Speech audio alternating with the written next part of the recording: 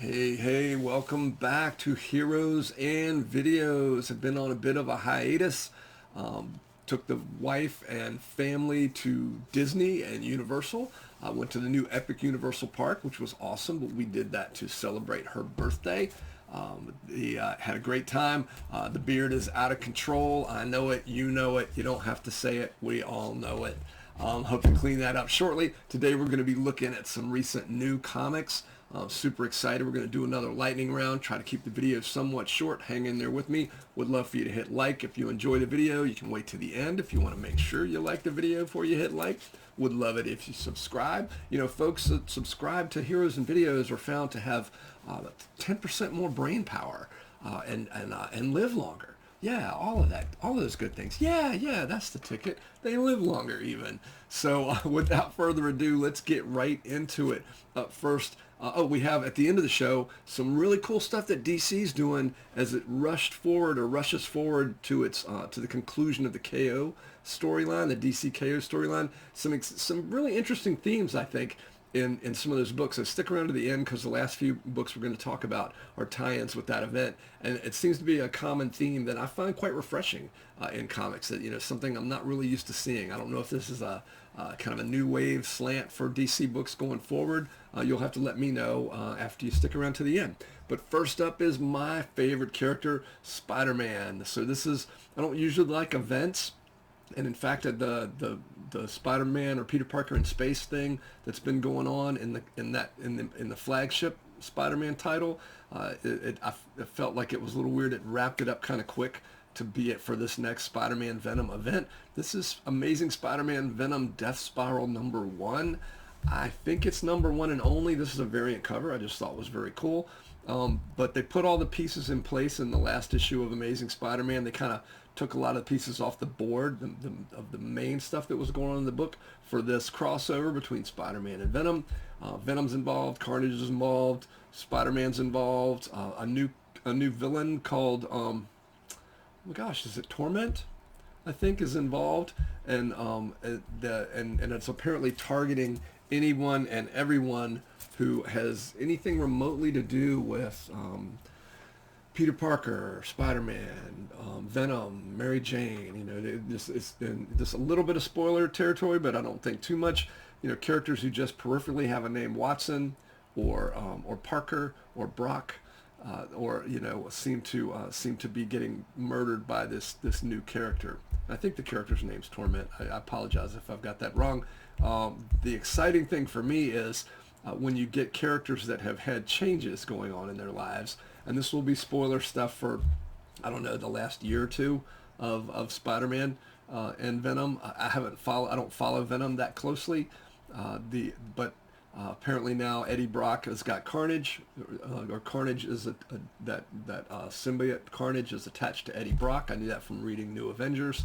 Of course, Spider-Man's back to Earth, but has been gone for a while. Ben Reilly had been pretending to be Peter Parker while Norman Osborn was pretending to be Spider-Man, and while Pete was away in space. So overall synopsis of the last very upper level 50,000 foot synopsis of the last year or so of Amazing Spider-Man.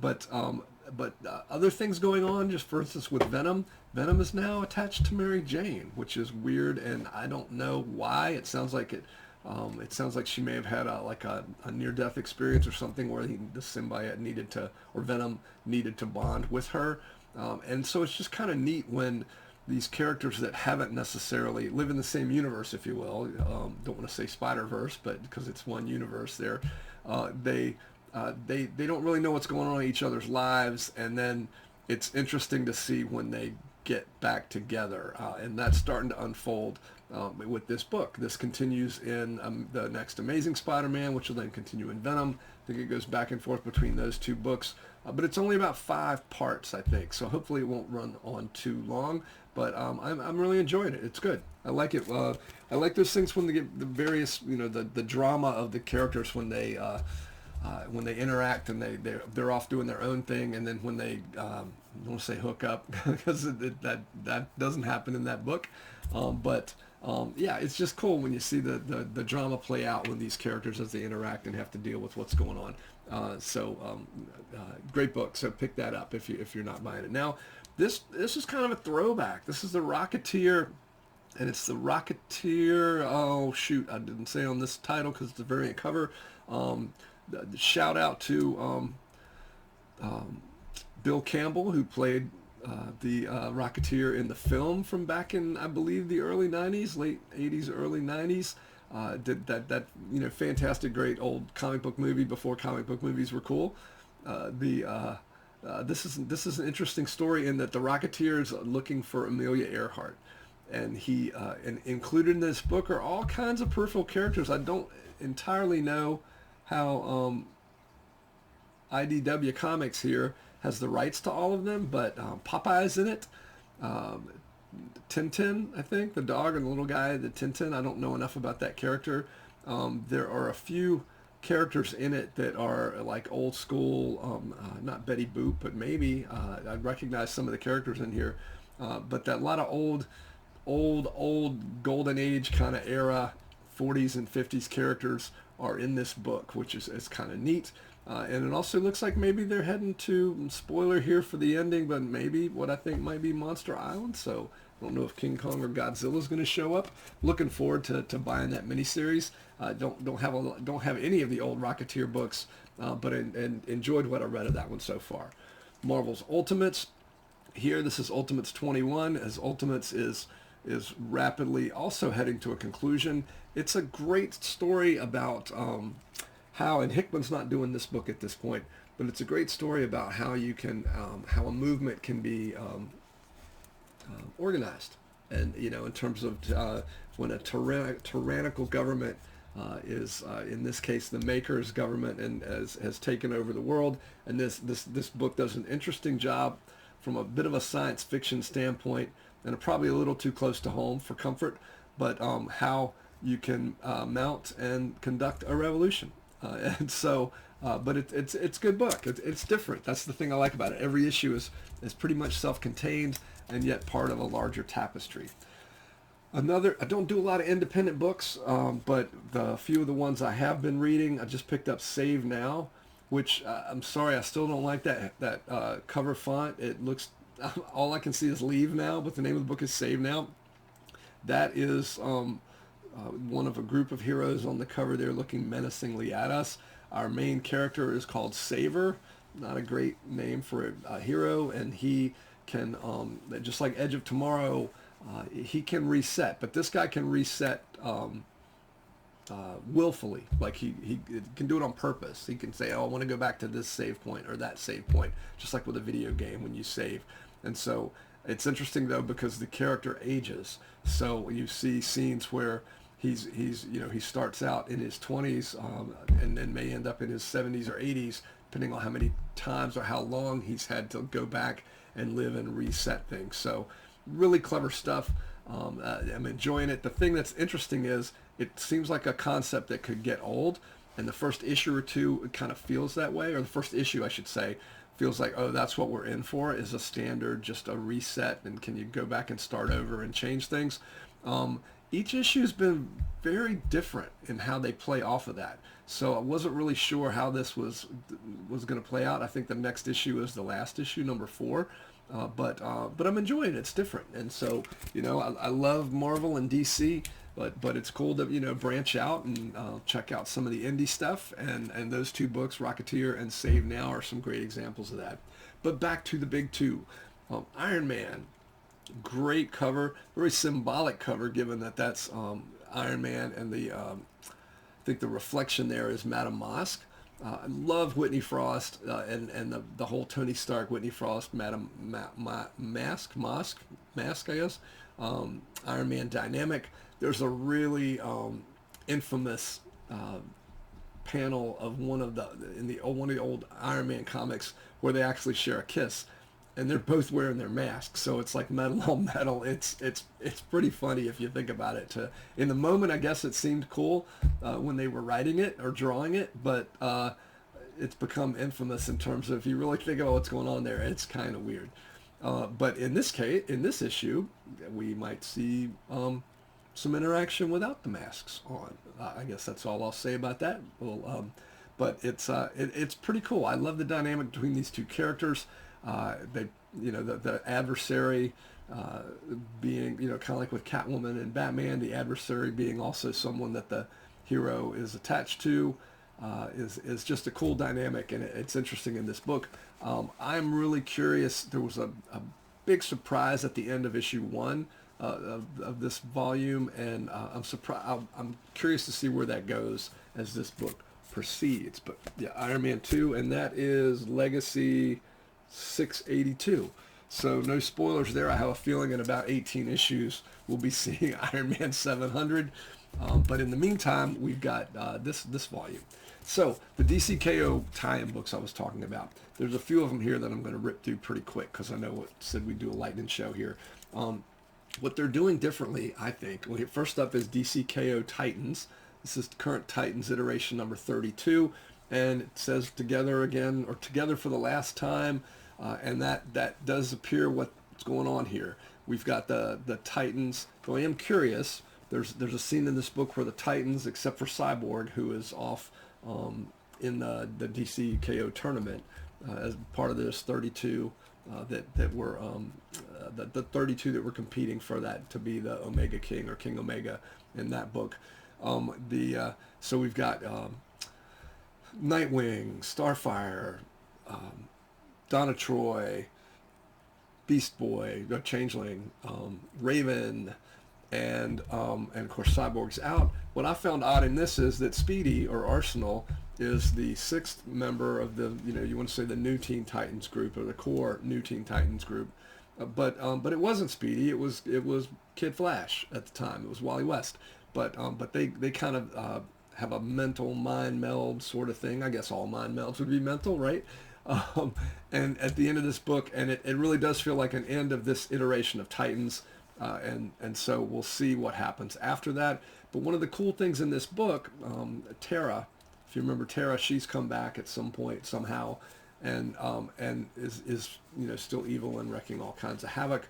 But they offer her a helping hand. It's a concept of, hey, everybody can be redeemed, and it's a really cool concept that I'm seeing play out in a few of these books. Another one here is Flash, which is tying into that KO event. We've got Impulse, well, I guess that's Bart Allen, and he's trying to stop Barry Allen from sacrificing himself in the original Crisis, or on Infinite Earths. So some time travel shenanigans, of course, have been going on in this book. Wally West is trying to stop Bart from stopping Barry, so there's a lot of multiple things going on. The Evil Legion is in this, the Dark Side Legion, or Legion of Dark Side, which is, I think, a fantastic concept. That Legion actually being evil is bizarre. But again, that redemption thing plays into this in terms of at least one of the characters being given a second chance. And I think that's cool. Also love that logo. I'm just noticing that right now. See that, the Flash there in the A? That's what do you kids say? That's pretty dope. I don't think the kids are still saying dope. They might be doing dope, but they're not saying dope. Not my kids anyway, either one of those dopes, by the way. Next up is Superman 35. The end is nigh, with Superman and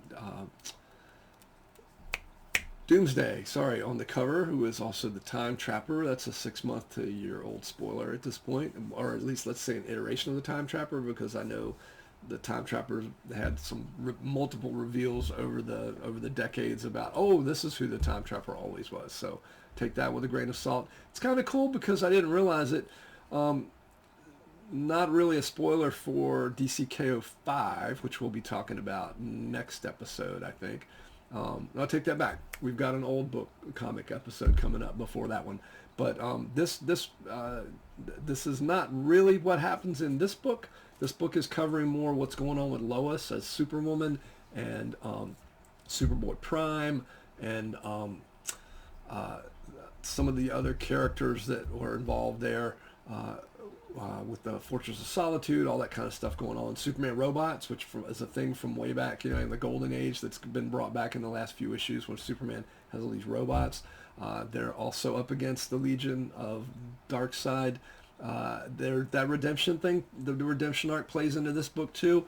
It's a super, super touching no pun, I guess no pun intended, or was it, scene in this where another character that had been a hero, and then in some of the Infinite, one of DC's Infinite Crises events, that was way too on the nose. But a character who turned evil and then has kind of been wacky and good and evil and or you know, way out there, is also, I think, in for a bit of a redemption arc here. So kudos to DC for having this theme of, hey, villains don't have to be villains. Maybe if you give them a helping hand, the turn the other cheek kind of thing. No one's beyond redemption seems to be the theme going on here, which I guess brings us up to Neron on the cover of Justice League Unlimited 16. Neron, I think, is DC's version of the devil. He's actually chewing on Batman Beyond and Electric Blue Superman. Why do I hear the Electric Blue song every time I say that with those words? But it's called Hungry for More. This could have been a mini series. This is Mr. Terrific and nine or 10 or 9 other DC characters from a variety of time periods and eras. Hence the Electric Blue Superman and the Batman Beyond, who I don't believe is Terry McGinnis.